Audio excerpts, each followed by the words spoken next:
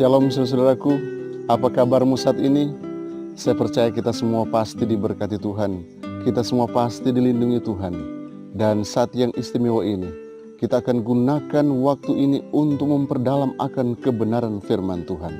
Sekalipun saat ini mungkin dunia sedang geger heboh dengan virus yang melanda dunia ini, tapi umat Tuhan, mari tetap kita sisihkan waktu kita untuk tetap berhubungan dengan Tuhan dimanapun kita berada, dalam situasi apapun kita selalu berhubungan dengan Tuhan. Saat yang istimewa ini, mari kita lanjutkan pembahasan kita dari pelajaran Sekolah Sabat yang tanpa terasa kita sudah masuk pelajaran yang ke-13 dari seri pendalaman pelajaran Sekolah Sabat Kitab Daniel. Dan judul pelajaran Sekolah Sabat untuk Sabat yang ke-13 ialah Dari Debu kepada Bintang-Bintang. Mari kita tunduk kepala sejenak, kita minta tuntunan kuasa sorga, kita berdoa. Bapa di sorga, hadirlah saat ini lihat kuasa Roh Kudus-Mu, penuhi hati kami dengan kuasa-Mu, agar kami boleh memahami akan kebenaran firman yang siap kami perdalam.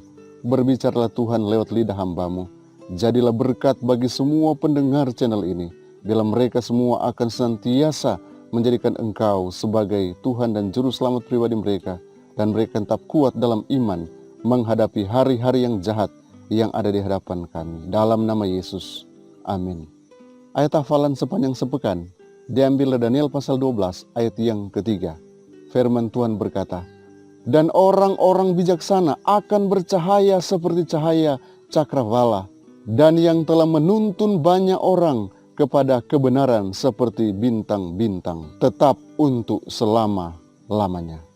Kita tahu bersama bahwa kitab Daniel dibuka dengan satu kisah yang tragis, di mana umat Allah, orang-orang Israel, dibawa ke penawanan di Babel. Namun saudara, di akhir daripada kitab Daniel yang akan jadi pembahasan inti kita pada saat ini, diakhiri dengan satu cerita yang sungguh luar biasa indah. Oleh karena Mikael berdiri membela umat Tuhan. Saudaraku, kita akan ringkaskan pelajaran Sekolah Sabat kita dengan 5 poin penting. Yang pertama, tampilnya Mikael. Dan yang kedua, masa kesusahan.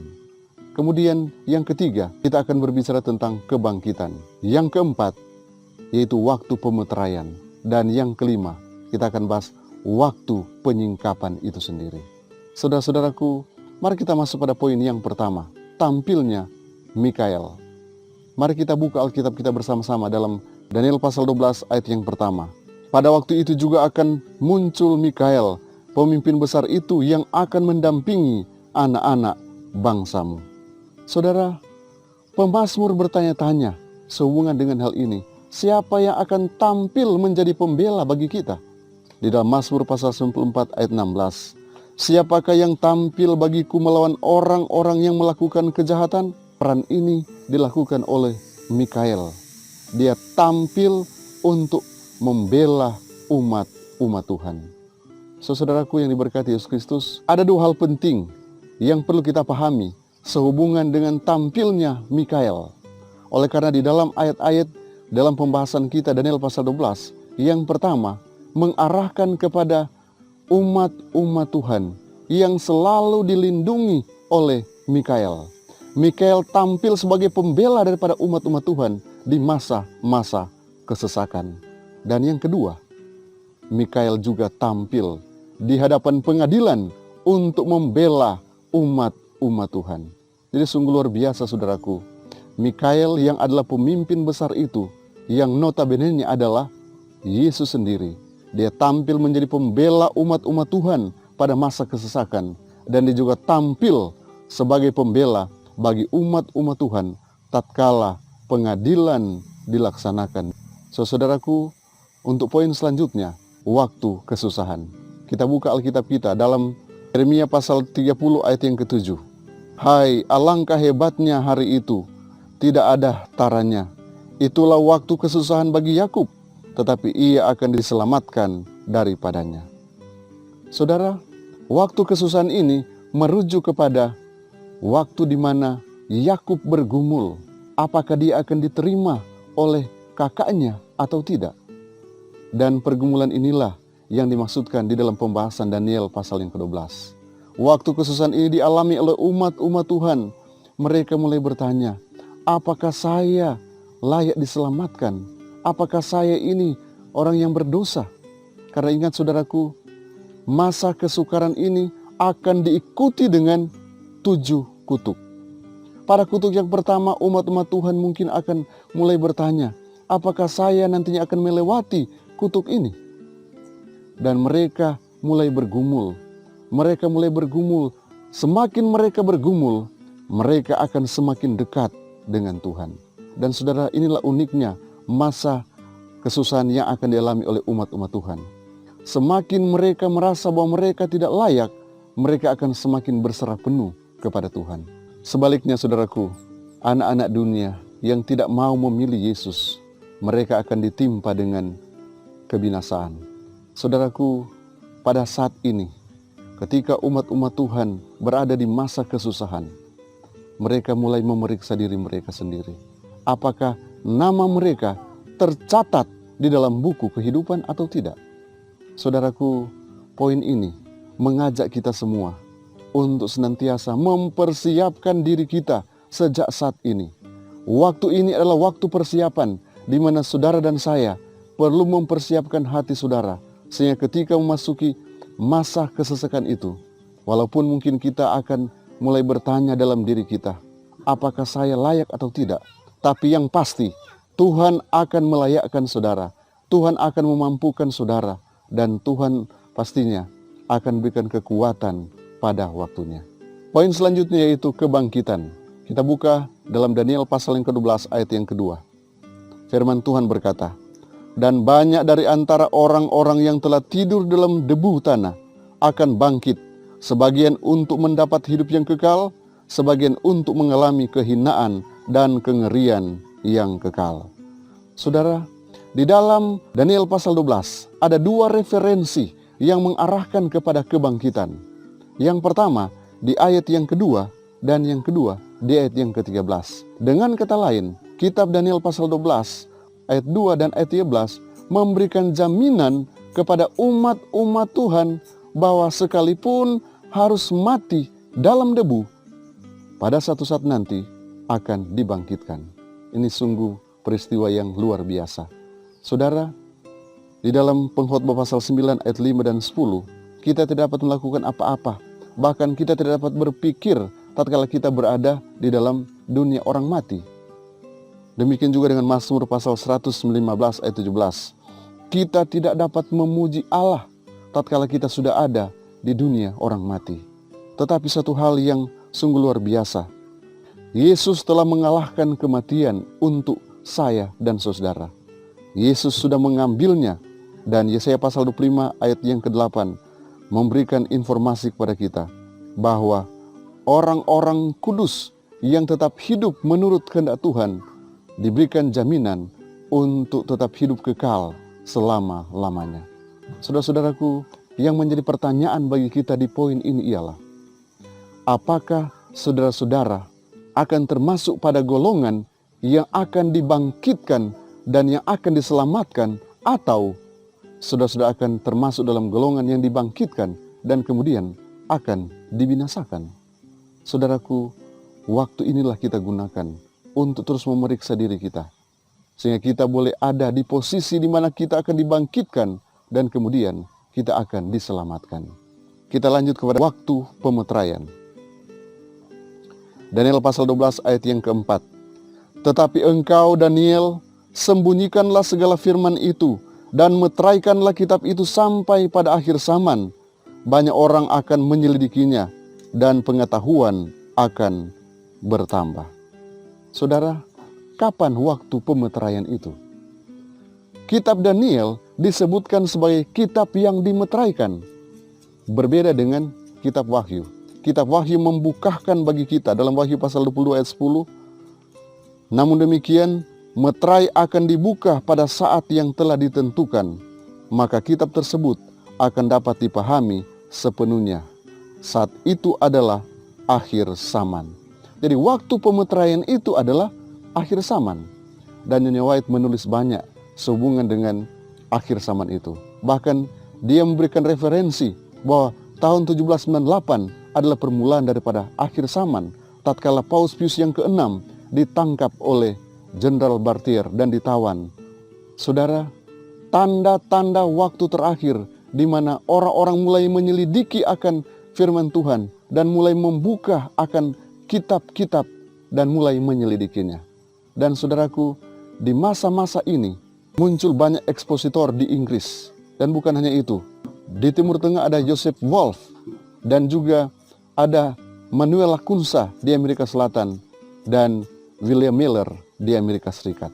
Inilah tanda-tanda muncul kebangkitan. Itu berarti akhir zaman telah dimulai. Dan banyak juga muncul pelajar-pelajar nubuatan yang menyatakan berdasarkan studi mereka tentang nubuatan Daniel bahwa kedatangan Yesus pada kali yang kedua sudah di ambang pintu. Jadi ketika berakhir 1260 tahun, satu masa, dua masa, dan setengah masa, muncul banyak penyelidik Alkitab, menyelidiki kitab Daniel, dan mereka mulai katakan bahwa Yesus sudah tidak lama lagi akan datang untuk kedua kalinya. Saudaraku, sudahkah kita siap tatkala Yesus mau datang kedua kali? Kita lanjut pada waktu disingkapkan. Daniel 12 ayat yang ke-12 berkata, "Berbahagialah orang yang tetap menanti-nanti dan mencapai 1335 hari." Saudara-saudaraku, saat ini kita kembali diperhadapkan dengan nubuatan. Jadi nubuatan yang disingkapkan. Dan di dalam Daniel pasal 12, selain ada satu masa, dua masa, dan setengah masa, yaitu 1260 hari, kita juga akan bahas nubuatan 1290 tahun dan 1335 tahun. Saudara mungkin bertanya-tanya, nubuatan apa yang dimaksudkan di dalam Daniel pasal 12 ini? Oke saudaraku, mari kita masuk sedikit kepada 1260 tahun. Itu adalah masa di mana umat-umat Tuhan mengalami sengsara, dianiaya. Itu kita tahu bersama, dimulaikan 538, di mana salah satu kerajaan Arian yang kemudian menentang keras akan kepausan, akhirnya runtuh. Di situ dimulainya masa di mana kepausan penuh berkuasa atas negara. Dan saudara, itu berakhir pada tahun 1798, tatkala Paus Pius ditangkap oleh Jenderal Barthier. Nubuatan 1290 hari itu dimulai tahun 508. Ada peristiwa apa di tahun 508? Seorang raja Prancis, yaitu Raja Clovis, setelah dia menaklukkan salah satu penyokong Arianisme tahun 508, dia kemudian menjadi seorang Katolik. Dia dibaptiskan menjadi pengikut sistem kepausan. Dan tidak heran saudaraku, tidak heran Prancis disebut saudara tertua daripada kepausan. Oleh karena itu saudaraku, disinilah dimulainya nubuatan 1290 hari yang berakhir pada tahun 1798. Sama persis dengan keruntuhan daripada kepausan. Dan kemudian saudaraku, bagaimana dengan 1335 tahun itu? Itu dimulai di waktu yang sama, yaitu tahun 508. Itu berakhir pada tahun 1843, di mana muncul kebangunan yang besar. Dan kemudian William Miller mulai menyampaikan pekabaran permulaannya tentang kedatangan Yesus di antara tahun 1843 dan 1844. Saudaraku, inilah secara singkat nubuatan yang diungkapkan di dalam Daniel pasal yang ke-12. Dan inilah saudaraku, nubuatan yang terakhir yang ada dalam Daniel pasal yang ke-12.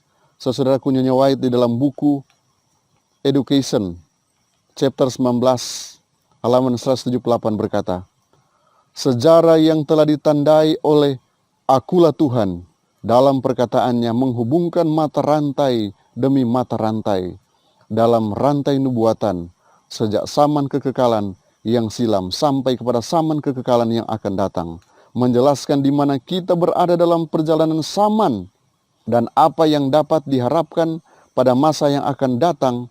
Segala sesuatu yang diramalkan nubuatan akan berlaku hingga sekarang ini. Telah ditelusuri di atas halaman sejarah, dan kita boleh merasa pasti bahwa segala sesuatu yang akan datang akan dipenuhi secara berurutan.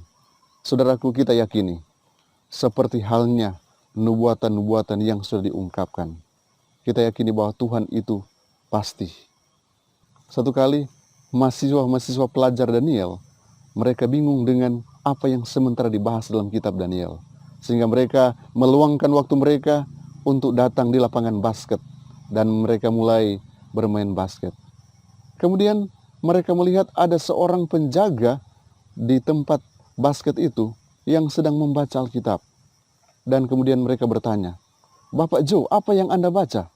"Oh, saya sedang membaca kitab Daniel." Kemudian mahasiswa ini katakan, "Bukankah kitab Daniel itu sulit dan bahkan pasti apa yang Anda baca, Anda tidak mengerti, bukan?" Tetapi Bapak Joe ini katakan, "Oh, kitab Daniel ini sungguh luar biasa dan saya mengerti akan kitab Daniel ini." Kemudian dia lanjutkan, "Yang saya baca bahwa Allah adalah pemenang." Saudaraku, sungguh satu kesimpulan yang sederhana, namun satu kesimpulan yang sangat luar biasa. Oleh karena di keseluruhan kitab Daniel ternyata benar Allah adalah pemenang. Dan itu berarti jika Allah adalah pemenang, umat-umat Allah yang adalah pengikut-pengikut Tuhan sendiri juga adalah pemenang yang sejati. Karena itu saudaraku, marilah kita tetap menjadi orang-orang yang menang. Kita akan tetap tunjukkan kepada semua orang yang di sekitar kita bahwa kita adalah orang-orang yang menang. Tuhan Yesus memberkati kita semua. Mari kita tunduk kepala, kita berdoa.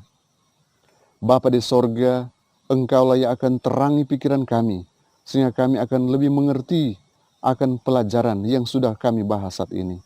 Engkaulah yang nantinya akan memperjelas lebih jelas dalam kedalaman pikiran kami, sehingga setiap waktu kami akan gunakan untuk lebih dekat dengan Tuhan, lebih setia, lebih mengandalkan Tuhan dalam perjalanan iman kami. Kami menyerahkan kehidupan kami, hamba menyerahkan kehidupan anak-anak Tuhan yang mendengarkan channel ini hanya ke dalam tangan-Mu. Berkat-berkat surgawi menjadi bagian mereka. Karena hamba berdoa, memohon berkat dalam nama Yesus Tuhan dan Juru Selamat kami. Amin.